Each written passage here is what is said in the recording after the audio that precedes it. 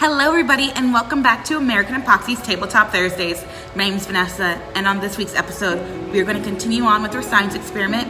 This week we're going to be doing metallic epoxy flooring versus carpet. Check out this video and let me know what you think. Who do you think the winner is going to be after this? Check it out. You're in? For this Tabletop Thursday I have 4 different kinds of carpet with different kinds of textures and thicknesses. I'm now going to put that water and food coloring or the fake urine on the epoxy floor and on the carpet tiles to see which one comes up the easiest. Now with the epoxy floor sample, the urine comes up with no problem, unlike the carpet.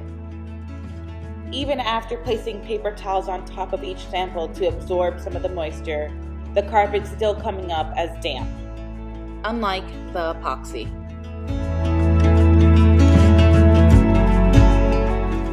On this sample, it absorbed a lot of the moisture and still left a yellow stain on the carpet. Notice that the epoxy sample has no leftover stains. No matter how much I scrub these carpet samples, they still retain moisture from the water urine, and half the samples even retain yellow stains. Wine time!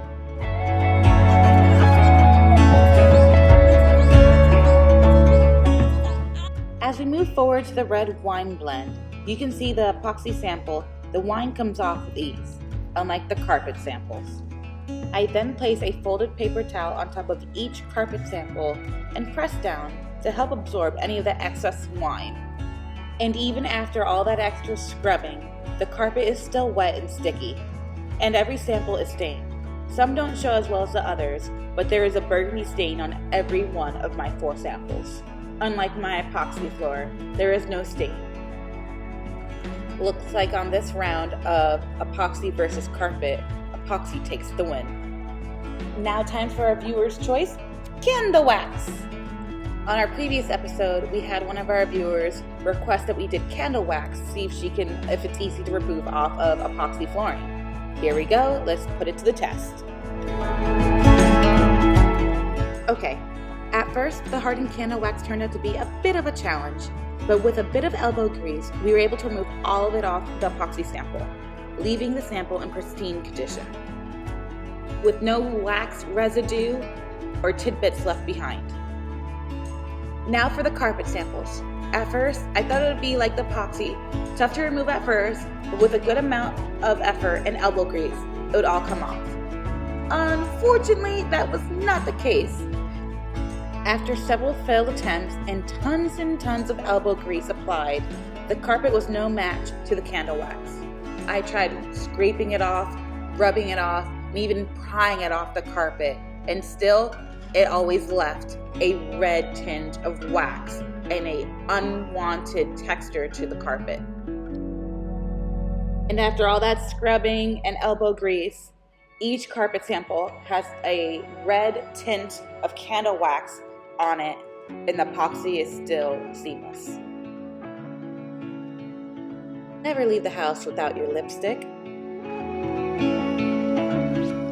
This clip proves that lipstick was not intended for flooring, because every time I try smearing it on the floor samples, it breaks. So I decided to apply multiple light layers of the lipstick to prevent it from breaking. Anyway, here we go trying to apply it to our samples. On the epoxy sample, the lipstick comes off like butter. But on the carpet, that's a whole different story. Instead of lifting right off the carpet samples, it seems to seep in and spread more and more, spreading that horrendous red lipstick deep into the fibers of the carpet samples. No amount of paper towels can fix that mess on the carpet. Mascara! Let's see how the mascara is going to hold up to the epoxy and the carpet samples. As I apply a little mascara to each sample, you can see here that it comes off the epoxy sample with no problem, leaving no leftover black stains or stickiness. Now when we go to the carpet samples, that's a different story. Just like the lipstick, the mascara seems to seep into the carpet fibers, leaving an ugly black stain. Something that nobody wants on their floors. You can see that here. Last but not least, Pinkie Pie nail polish. As I drizzle a little bit of the nail polish to each sample, you would never tell that some was ever on the metallic epoxy floor sample. When I go to try to remove it from the carpet samples, it seems to have set into the fibers, leaving the nail polish stains and also leaving the affected area super sticky and gross.